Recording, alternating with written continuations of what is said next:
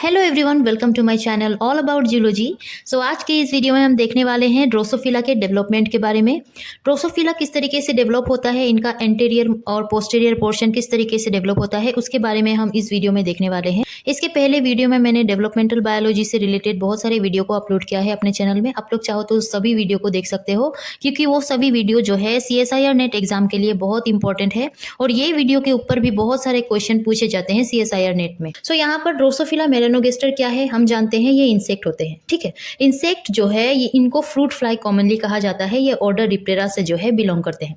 अगर हम एंटीरियर और पोस्टीरियर पोर्शन देखें तो ड्रोसोफिला का जो हेड पोर्शन है और थोरेक्स पोर्शन है, उन दोनों पोर्शन को हम एंटीरियर पोर्शन कह सकते हैं। वही इनका जो एब्डोमेन पोर्शन है या टेलमोस्ट पोर्शन है, इसको हम पोस्टीरियर पोर्शन कहेंगे। ठीक है, सो बेसिक ये जो अर्ली डेवलपमेंट होता है इनमें, ये कैसे डिसाइड होता है कि यही पोर्शन जो है एंटीरियर बनेगा आगे जाके और यही पोर्शन जो है पोस्टीरियर बनेगा। सो ये कैसे डिसाइड होता है, ये जो है जीन्स के ऊपर डिपेंड करता है। जीन्स, बहुत सारे जीन्स जो है इसमें हेल्प करते हैं। ये जीन्स की वजह से जो है ये डिसाइड होता है कि एंटीरियर यही बनेगा और पोस्टीरियर यही बनेगा। सो यहाँ पर जो पहला जीन होगा वो होगा मैटरनल जीन। मैटरनल जीन क्या होता है, ये जीन जो है एनकोड होता है फीमेल के ड्रोसोफिला में और ये प्रेजेंट होते हैं early stages of embryonic development में। बेसिकली जो अर्ली स्टेज होता है डेवलपमेंट का, उस समय ये प्रेजेंट होते हैं, उस समय इनका जो है रोल होता है। अब ये मैटरनल जीन जो है बेसिकली mRNA होते हैं जो मदर्स के DNA से जो है ट्रांसक्राइब किया जाता है। वही ये mRNA तो होते हैं, बट क्या होता है बाद में ये ट्रांसलेट होते हैं, प्रोटीन बनाते हैं और उन प्रोटीन के बेस में जो है ये एंटीरियर और पोस्टीरियर पोर्शन डिसाइड होता है। अब यहाँ पर दो एग्जाम्पल दिया गया है, एक होता है बाइकोइड और दूसरा होता है नेनोस। बाइकोइड जो mRNA है वो हंचबेक प्रोटीन के साथ मिलके क्या करवाता है, हेड को फॉर्म करवाता है। अगर ये बाइकोइड mRNA इस ड्रोसोफिला में एब्सेंट हो या म्यूटेंट हो अगर आप बोलो, तो उस ड्रोसोफिला में जो है हेड नहीं बनेगा। वही दूसरा mRNA जो है ये नेनोस mRNA होता है। नेनोस mRNA आगे जाके प्रोटीन फॉर्म करता है और कोडल प्रोटीन के साथ मिलके ये क्या करवाता है, पोस्टीरियर पार्ट को फॉर्म करवाता है। दूसरा जो है ये जाइगोटिक जीन होता है। जाइगोटिक जीन जैसे कि नाम से ही पता चल रहा है ये कहाँ पर प्रेजेंट होता है, ये फर्टिलाइज्ड एग में प्रेजेंट होता है या जाइगोट में। जाइगोट के DNA से इनको ट्रांसक्राइब किया जाता है और ये बेसिकली इंक्लूड रहते हैं सेगमेंटेशन जीन और होम्योटिक सेलेक्टर जीन के साथ। सेगमेंटेशन जीन जैसे कि gap gene, pair rule gene, segment polarity gene, ये सारे जीन के बारे में हम आगे के वीडियो में पढ़ेंगे। सो यहाँ पर ये सारे जीन से इंक्लूड है ये जाइगोटिक जीन और होम्योटिक सिलेक्टर जीन से इंक्लूड होता है। जैसे कि होम्योटिक सिलेक्टर जीन होता है बेसिकली ये सेगमेंट जो होते हैं ड्रोसोफिला में, उसको बनाने में जो है ये जीन रिस्पॉन्सिबल होता है। फॉर एग्जाम्पल एंटीनापीडिया जो है ये रेगुलेट करवाता है लेग स्ट्रक्चर को फॉर्म करवाने में। अब देखते हैं जो एंटीरियर पोस्टीरियर पोलैरिटी है वो किस तरीके से डिसाइड होता है उस साइड में। सो आप देखोगे जब ये जो एग होता है ड्रोसोफिला का, एग कुछ इस तरीके से जो है दिखाई देता है। ये जो है ये एग का जो है एंटीरियर पोर्शन है, ये पोस्टीरियर पोर्शन है। यहाँ पर नर्स सेल्स है, यहाँ पर एंटीरियर बॉर्डर सेल है, ये हिस्सा जो है oocyte है। यहाँ पर जो आप बाउंड्री देख रहे हो फॉलिकल एपिथेलियम है या फॉलिकल सेल बोल सकते हो। यहाँ पर ये जो है न्यूक्लियस है।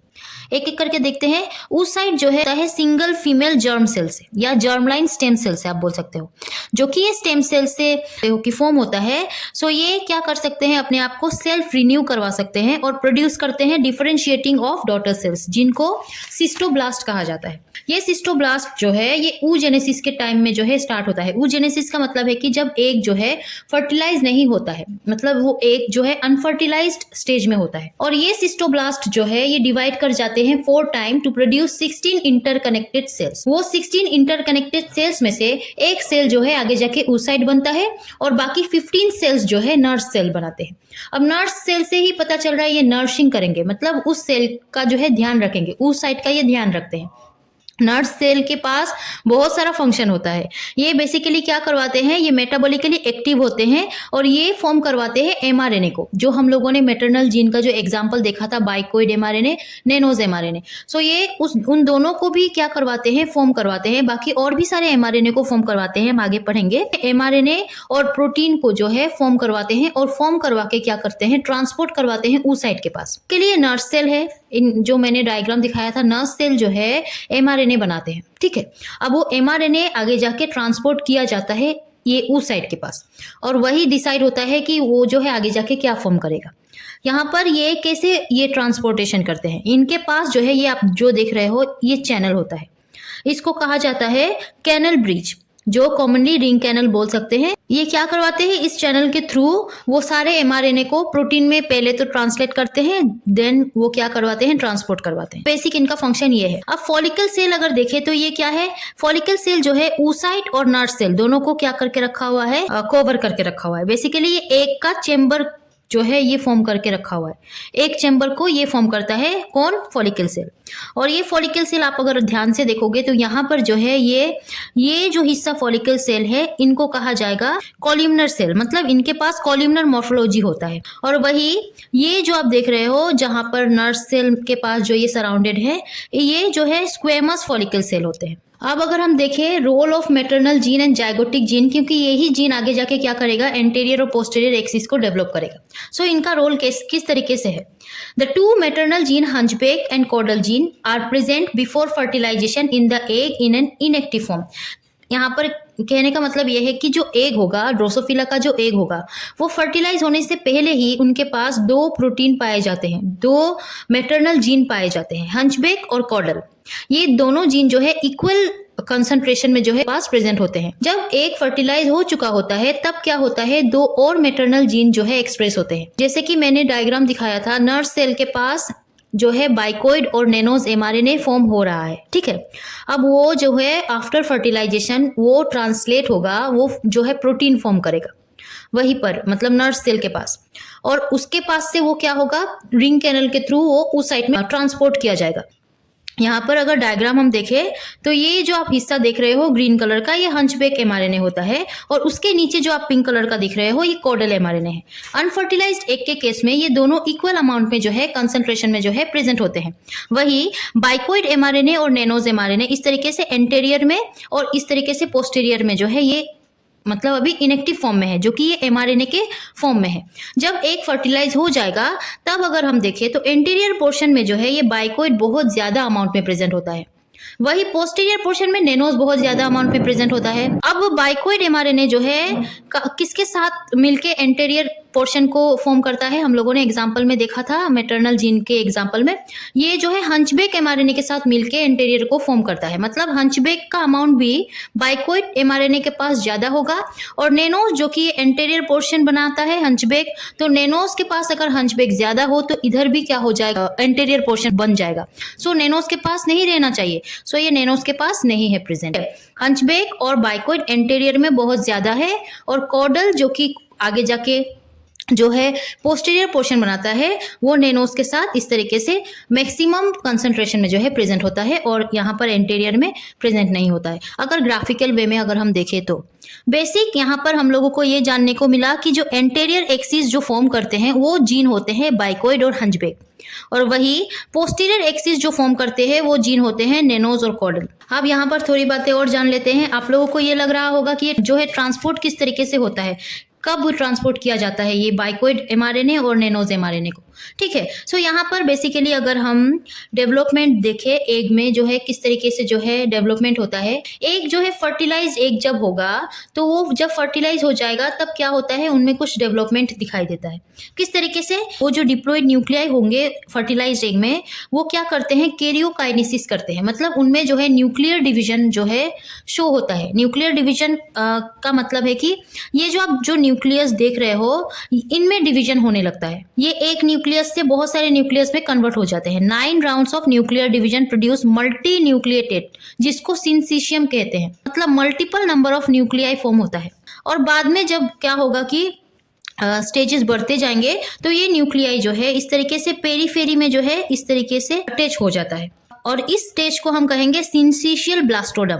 बाद में ये सिंसिशियल ब्लास्टोडम से जो है लेटर स्टेज में जब जाएगा तो सेलुलर ब्लास्टोडम को फॉर्म करता है। इस तरीके से जो है इनमें मेम्ब्रेन शो होते हैं। सो ये बेसिक सेलुलर ब्लास्टोडम किस तरीके से बनता है, हमारा काम यहाँ पर ये है कि सिंसिशियल ब्लास्टोडम के स्टेज में ये बाइकोइड और नेनोज एमआरएनए ट्रांसलेट होते हैं, प्रोटीन में कन्वर्ट होते हैं और डिफ्यूज होते हैं, ठीक है। सो इस केस में आपको जो है नर्व सेल से उस साइट में जो है ये बाइकोइड और नेनोज प्रोटीन ट्रांसपोर्ट होते हुए जो है दिखाई देते हैं। अब जो है ये बाइकोइड एमआरएनए जो ट्रांसलेट होता है नर्व सेल में और वो प्रोटीन को फॉर्म करता है, बाइकोइड प्रोटीन को फॉर्म करता है, उसको इजीली जो है ट्रांसपोर्ट नहीं किया जाता है उस साइट के पास।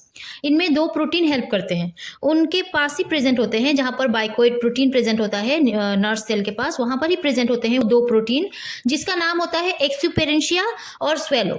ये दोनों प्रोटीन जो है इस एमआरएनए जो बाइकोइड एमआरएनए है उनके पास दो रीजन प्रेजेंट होगा, दो पोलरिटी होता है 5 डेज टू 3 डेज जो कि एमआरएनए है, और जो है 5 डेज यूटीआर रीजन होता है, अनट्रांसलेटेड रीजन होता है 5 डेज में और 3 डेज में। सो 3 डेज यूटीआर रीजन में जो है ये दोनों प्रोटीन एक्सुपेरेंशिया एंड स्वेलो, ये दोनों प्रोटीन आके बाइंड करते हैं और तभी ये ट्रांसपोर्टेशन कंप्लीट होता है। अब वही जो नेनोज होगा, जो नेनोज एमआरएनए होगा, वो किस तरीके से ट्रांसपोर्ट किया जाता है नेनोज एमआरएनए, तो उनके एमआरएनए में जो 3 डेज यूटीआर होगा उनमें दो प्रोटीन पहले से बाइंड होके रहते हैं। वो दो प्रोटीन का नाम होता है स्मोक प्रोटीन और कप प्रोटीन। ये दोनों बहुत इंपॉर्टेंट होते हैं उस नेनोज के लिए। क्यों? ये स्मोक प्रोटीन ये कप के साथ मिलके इस नेनोज को ट्रांसलेट होने नहीं देता है, ये एज अ रिप्रेसर जो है काम करता है, ये रिप्रेस करता है ट्रांसलेशन ऑफ नेनोज एमआरएनए। ठीक है, सो ये जब रिप्रेस करके रखेगा नेनोस को तो ये प्रोटीन नहीं बना पाएगा, ट्रांसलेट ही नहीं होगा तो प्रोटीन नहीं बना पाएगा। अगर प्रोटीन ही ना बने तो वो किस तरीके से नर्व सेल से उस साइट में ट्रांसपोर्ट करेगा। सो इनमें जो है क्या होता है, ऑस्कर प्रोटीन, ये अनदर मैटरनल इफेक्ट जीन होता है, ऑस्कर जीन जो प्रोटीन में कन्वर्ट होता है और सक्सेसफुली ये कप को मतलब रिमूव करवाता है। बेसिकली ये ऑस्कर प्रोटीन जो है स्मग और कप को क्या करता है, उनके साथ बाइंड करके ये इस नेनोस को कैपेबल बनाता है कि वो एमआरएनए को जो है ट्रांसलेट करके प्रोटीन बनाए। ठीक है, ये कप के साथ बाइंड करके स्मोक को क्या करवाता है, इससे मतलब रिलीज करवाता है, और जिससे क्या हो कि ये स्मोक प्रोटीन जो है इसको आगे रिप्रेस ना कर पाए, जो कि आगे रिप्रेस नहीं कर पाएगा तो नेनोज एमआरएनए कैपेबल हो जाएगा, ये क्या करवाएगा, ट्रांसलेट करवाएगा, प्रोटीन बनाएगा, और जैसे ही प्रोटीन बनता है वैसे क्या किया जाता है, नर्व सेल से उस साइट में ट्रांसपोर्ट किया जाता है। इस तरीके से बाइकोइड और नेनोज जो है नर्व सेल टू उस साइट ट्रांसपोर्ट किए जाते हैं। अब देखते हैं ग्रेडियंट। जो ग्रेडियंट है मॉर्फोजेन ग्रेडियंट, आप लोग याद करो, वहाँ पर जो है मॉलिक्यूलर जो सिग्नल मॉलिक्यूल होते हैं वो कितना अमाउंट में जो है, कितना कंसंट्रेशन में जो है सेल के पास पहुंचते हैं, और वो कंसंट्रेशन के ऊपर डिपेंड करके सेल जो है अपना फेट जो है वो डिसाइड करता है। सो यही बात यहाँ पर भी जो है लागू होता है कि ग्रेडियंट किस तरीके से फॉर्म होता है, क्योंकि बाइकोइड और नेनोस के ग्रेडियंट के ऊपर ही जो है एंटेरियर और पोस्टेरियर पोर्शन डिसाइड होता है। बाइकोइड प्रोटीन जो है ये तो उस साइड में जो है ट्रांसपोर्ट हो चुका है। अब ये बाइकोइड प्रोटीन इस एंटेरियर पोर्शन में जो है अपना ग्रेडियंट बहुत ज्यादा हाईएस्ट अमाउंट ऑफ ग्रेडियंट बनाएगा। मतलब बाइकोइड प्रोटीन का ग्रेडियंट जो है इस एंटीरियर पोर्शन में आपको बहुत देखने को मिलेगा, तभी ये क्या करवा पाएगा, सक्सेसफुली एंटीरियर पोर्शन बना पाएगा, क्योंकि ये रेस्पॉन्सिबल होता है एंटीरियर पोर्शन बनाने में। बट इसका क्या, हंचबैक के साथ ही मिलके वो एंटीरियर पोर्शन बनाता है। सो हंचबैक तो इक्वल अमाउंट में प्रेजेंट है एंटीरियर में भी और पोस्टीरियर में भी, तो पोस्टीरियर से इसको हटाना पड़ेगा। ठीक है, सो यही होता है कि बाइकोइड एमआरएनए जो है, बाइकोइड प्रोटीन जो है, इनके पास दो जो है फंक्शन होता है। एक तो ये ट्रांसक्रिप्शन फैक्टर के जैसा जो है एक्ट करते हैं, और दूसरा ये ट्रांसलेशन रिप्रेसर होते हैं। ट्रांसक्रिप्शन किस तरीके से करते हैं, ये एक्टिवेट करवाते हैं हंचबैक को कि अपना जो है वो प्रोटीन बनाए। कैसे करते हैं, ये बाइंड करते हैं डीएनए मोटिव के साथ टारगेट जीन के पास, जिससे क्या हो कि हंचबैक जीन जो है एनहेंस हो, वो आगे जाके प्रोटीन फॉर्म करे। वही ये ट्रांसलेशनल रिप्रेसर किस तरीके से होते हैं, ये कोडल और हंचबैक जैसे कि मैंने कहा था ये इक्वल अमाउंट में प्रेजेंट होते हैं। सो बाइकोइड को हंचबैक चाहिए, कोडल का कोई काम नहीं है, कोडल जो है आगे जाके पोस्टीरियर बनाता है। ठीक है, इनका जो है एंटीरियर में कोई काम नहीं है, तो ये इसको रिप्रेस करता है कोडल को कि नहीं तुम एंटीरियर में मत आओ। ठीक है, ये किस तरीके से करेगा, इनके पास ये फंक्शन होता है, ये ट्रांसलेशनल रिप्रेसर होते हैं। ये कैसे करते हैं, ये जो होता है कोडल एमआरएनए जो होते हैं उनके पास 3 डेज यूटीआर रीजन में ये क्या करते हैं, जाके बाइंड करते हैं, और बाइंड करते ही कहते हैं कि बस तुम अब जो है एंटीरियर में नहीं आ सकते हो, एंटीरियर में मैं रहूंगा और हंचबैक रहेगा, तुम जाओ पोस्टीरियर में नेनोस के पास। ठीक है, बेसिकली ये क्या करवाता है, उसको ट्रांसलेट होने नहीं देता है, जिससे वो आगे जाके जो है कोडल प्रोटीन नहीं बनाता है, और कोडल प्रोटीन नहीं बना पाता है तो एंटीरियर में जो है उनका जो है कंसंट्रेशन होता ही नहीं है। इसीलिए मैंने आपको ग्राफ दिखाया था। ग्राफ में क्या था कि एंटीरियर में जो है बाइकोइड और हंचबैक का जो है बहुत ज्यादा अमाउंट में जो है कंसंट्रेशन प्रेजेंट था, वही कोडल का वहां पर कोई काम नहीं था, कोडल प्रेजेंट नहीं था एंटीरियर में। सो यही होता है, ये क्या करते हैं, बाइकोइड एमआरएनए से बाइकोइड प्रोटीन जब ट्रांसलेट होता है from nerve cell to oocyte, ये क्या करवाते हैं, कोडल mRNA को ट्रांसलेट होने नहीं देते हैं, जिससे वो कोडल प्रोटीन नहीं बना पाता है। ये जो आप देख रहे हो ये इनहिबिट कर रहा है इस कोडल mRNA को कोडल प्रोटीन बनाने में। वही नेनोस का काम क्या है, नेनोस जो है एक्ट करता है आरएनए बाइंडिंग प्रोटीन में, पोस्टीरियर पोल के लिए ही बना है। नेनोस कहता है कोडल तुम मेरे हो और हंचबेक तुम नहीं आ सकते हमारे पास, तुम ये बाइकोइड के पास जाओ। ये पोस्टीरियर पोर्शन में जो है अपना जो है हाईएस्ट ग्रेडियंट शो करता है, जैसे कि मैंने डायग्राम दिखाया था। बट इसको क्या चाहिए, कोडल भी चाहिए। ये कोडल के साथ मिलके पोस्टीरियर बनाता है, जैसे कि बाइकोइड हंचबेक के साथ मिलके एंटीरियर बनाता था। सो हंचबेक भी वहां पर प्रेजेंट है, जैसे कि मैंने कहा था कि इक्वल पोर्शन में हंचबेक और कोडल प्रेजेंट होते हैं एक के पास।